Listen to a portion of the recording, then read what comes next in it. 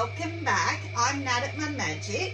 Thank you for joining me again for another Stevie the Wonder Wheel session. This time I decided to do the double wall pot I did the other day again, but from a top view, because I think that it's much better for when you join the walls together. It's a much better way to see how I mean what I do. So I'm going to do a bowl this time because the bud vase that wasn't a bud vase was a fail. So I'm going to do, or attempt to do a bowl, a double wall bowl, and carve it. Like I said last time, I think all double wall pots should be carved on the outside wall, because otherwise what's the point? You can't see that it's double walled and it just makes it heavier. So I have centered it already as normal. So you just do the same, start the same as always, go down in the center.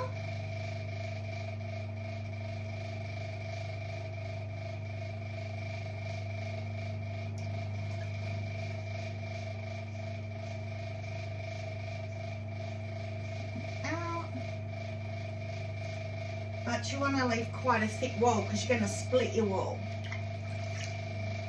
And then compress the base.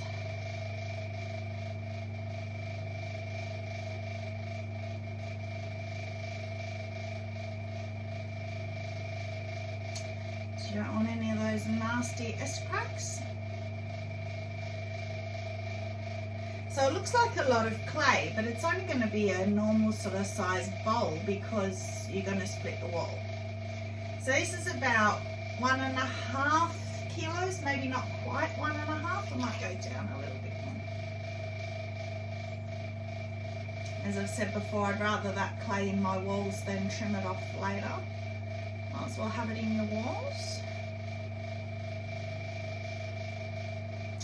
Okay. So then you just want to split your pot about in the middle. You need more clay for the outside wall because it comes out and around so that you've got room to carve and show between the in and outside walls. So you just push down like you do when you do an attached chip and dip. As I said last video, I wouldn't be trying to attempt this technique unless you've done an attached chip and dip, because it will give you the feel for this part, how to split clay.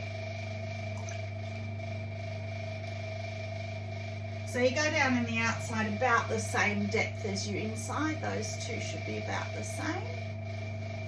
Because when you want to carve, you don't want to carve in and find that you're carving in the attached bit where they haven't been split.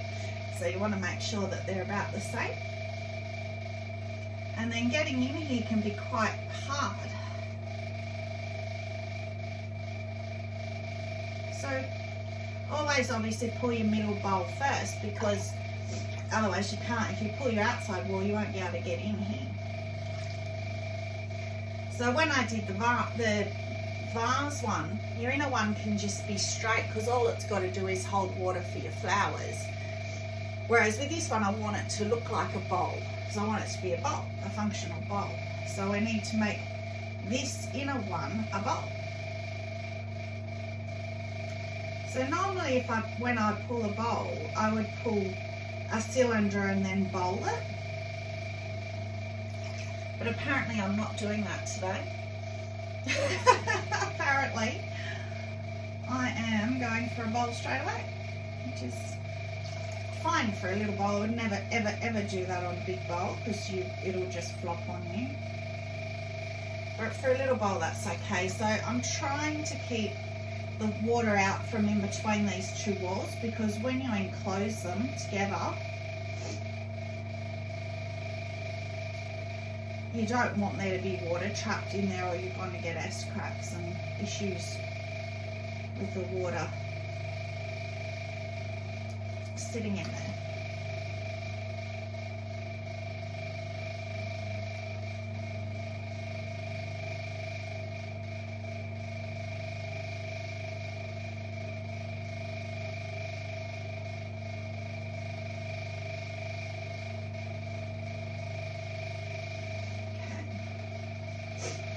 I just might try, this is the scary part, as I said last time, when you try and rib, you don't want to catch that outside wall, but at the same time you want to compress and strengthen your walls, which I'll mainly do from the inside here on this one.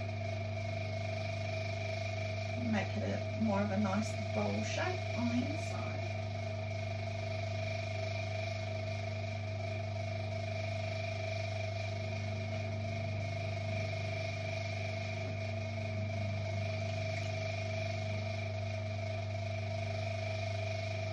I love this pool noodle idea too. I have to thank Audrey at Audrey Lynn Studios for that idea. She did a studio tour video and I just caught a glimpse on her wheel. So all I did was just cut slits in a pool noodle and pushed it over the edge and then cut slits for my tools. And I just love it. It's great. I use it for all my tools. Been doing bee canisters again today and bee planters and stuff.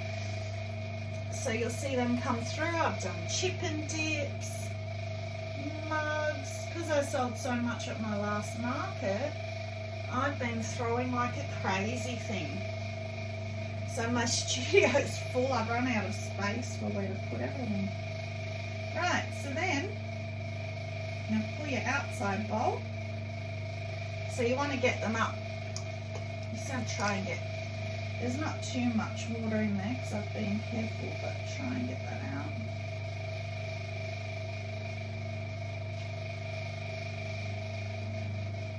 And then I'm going to squish a bit of water on again because you've got to have water to pull it.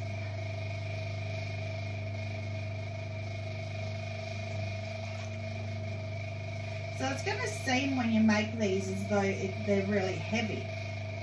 But as soon as you carve the outside wall, you're going to carve a lot of that weight away. So you don't have to be too worried about it.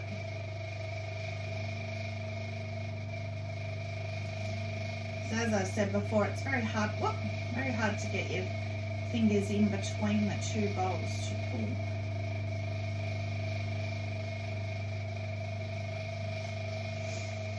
So just go slow. As I always say, go slowly. Slowly, slowly wins the race.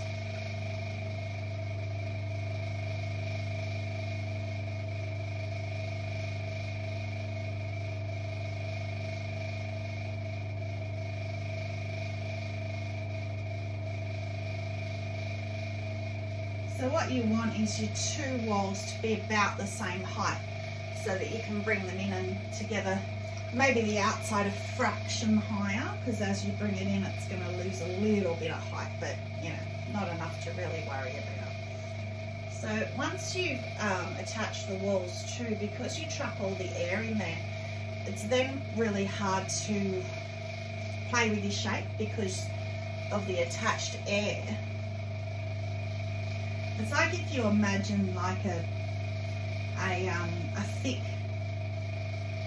like a beach ball, and if you tried to, like you've got a round beach ball full of air and you tried to indent it, you can't. You can push it, as soon as you let it go, it's going straight back out. Same principle with double wall pots.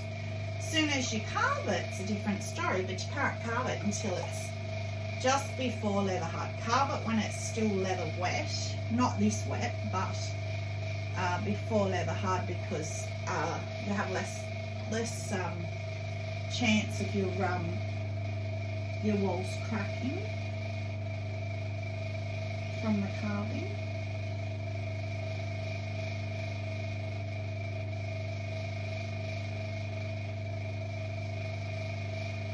Okay, getting there. I'm just going to try and lift that a little bit and strengthen it, get it to come back up, because we want it to obviously come in and attach to that one.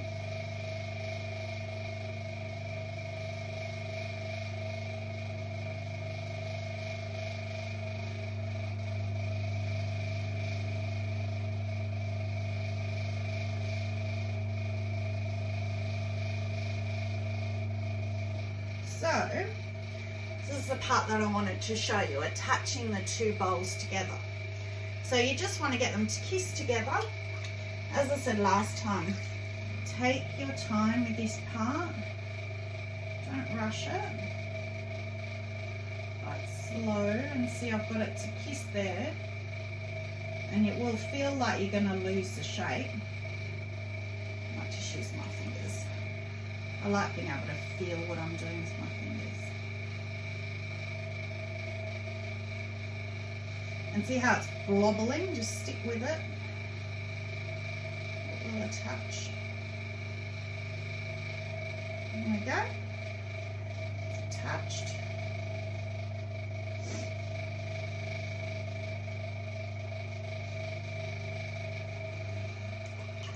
And it's like, and this is what I mean, like you can't do too much at the moment with that shape because there's all air in there now. But when I carve the outside and release the air, I will be able to. So you can see how the outside wall came up a bit higher than the inside wall. So you can see there's a little step there, the inside to the outside wall. That's fine because it's just a bowl. So you can just kind of like almost do a pull there. And pull them together so they look like one wall. Outside looks really, really nice. It's like a bowl.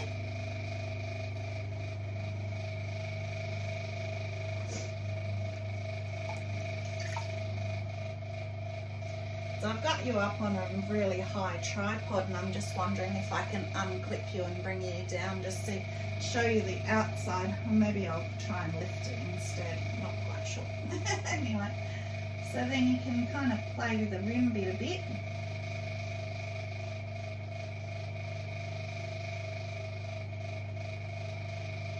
So just about width of my finger is the rim, the attached rim part. So the rest of it is where I'm going to carve below that level. So you could even, you know, just do some little, just with this top bit, little decoration just on the rim, because I'm not carving this bit anyway because it's attached. If you wanted to.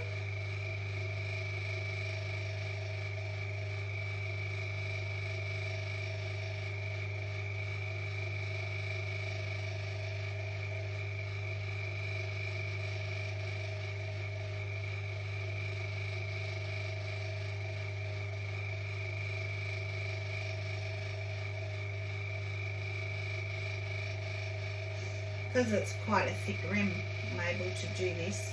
If you had a really thin rim, I wouldn't really recommend doing that because it'll put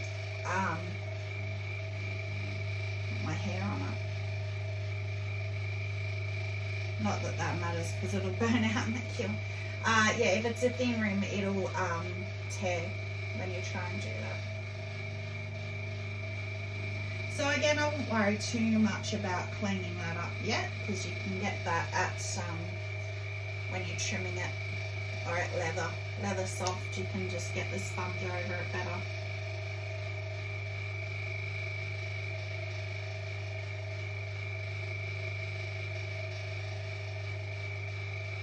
There we go, and I'll just get rid of the extra clay down the bottom here.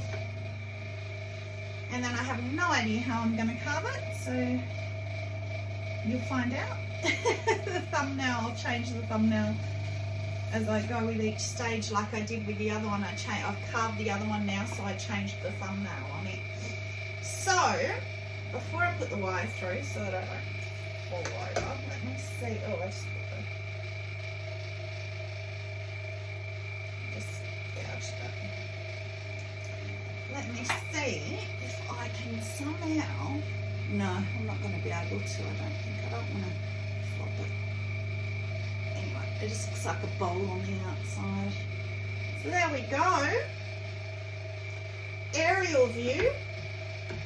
I hope that was better of how to do an enclosed bowl. So thank you very much for watching. Stay muddy and have a magic day. Bye.